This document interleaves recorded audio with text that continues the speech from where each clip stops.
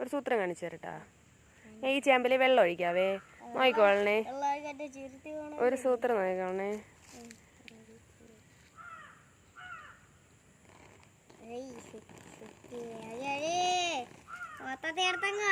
എന്റെ പൊന്നി എന്താ ഇത്? കുഞ്ചു നോക്കിയാണ്, നനഞ്ഞാൻ നോക്കിയാണ്.